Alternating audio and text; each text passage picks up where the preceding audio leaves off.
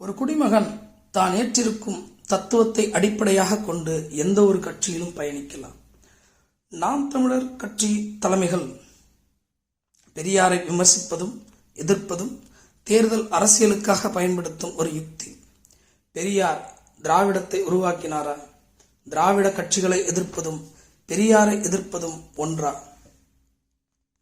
திராவிட அரசியலை முதலாக கையில் எடுத்தவர் அயோத்திதாச பண்டிதர் ஆவார். 1890களிலேயே ஆதி திராவிடர் என்று அழைக்க வேண்டும் என அவர் வாதிட்டார். 1891ஆம் ஆண்டு பறையர் மகாஜன சபையை நிறுவிய தாத்தா இரட்டைமலை சீனிவாசன் அவர்கள் 2 ஆண்டுகளுக்குள்ளேயே 1893இல் ஆதி திராவிடர் மகாஜன சபையாக அதை மாற்றினார்.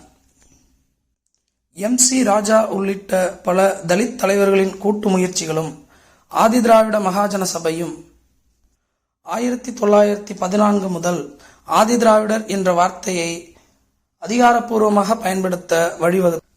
1914ஆம் ஆண்டு சென்னை சட்டமன்றம் பறையர் என்ற வார்த்தையை பயன்படுத்துவதை தவிர்த்து ஆதி திராவிடர் என்ற வார்த்தையை மாற்றாக பரிந்துரைத்தது. 1919இல் தான் பெரியார் காங்கிரஸில் தன்னை இணைத்துக் கொள்கிறார். 1925இல் காங்கிரஸை விட்டு வெளியேறி சுயமரியாதை இயக்கத்தை தொடங்குகிறார்.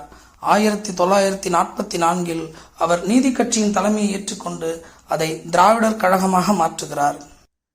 பெரியார் திராவிடர் கழகத்தை உருவாக்கி தமிழர்களை புறக்கணித்தார் என்று குற்றம் சாட்டுபவர்கள் அயோத்திதாச பண்டிதரும் தாத்தா இரட்டைமலை சீனிவாசன் அவர்களும் திராவிடர் பெயரில் மகாஜன சபையை கட்டமைத்ததற்கான விளக்கத்தை கொடுக்க மறுக்கிறார்கள். தலைவன் சொல்லுவதெல்லாம் தத்துவம் அல்ல, தத்துவத்தை கொண்டு சரியாக வழிநடத்துபவனே தலைவன். அம்பேத்கர் இயற்றிய தலித்திய அரசியலும் பெரியார் கையில் எடுத்த திராவிட அரசியலும் தமிழர்களுக்கு விரோதமானது என்று பட்டியல் பிரிவைச் சேர்ந்தவர்கள் அரசியலில் பயணிப்பது இந்த சமுதாய முன்னேற்றத்தின் பின்னடைவுக்கு வழிவகுக்கும். இங்கு நிலவும் நிலச்சுரண்டலையும் வளச்சுரண்டலையும் எதிர்த்து அதீத அக்கறையுடன்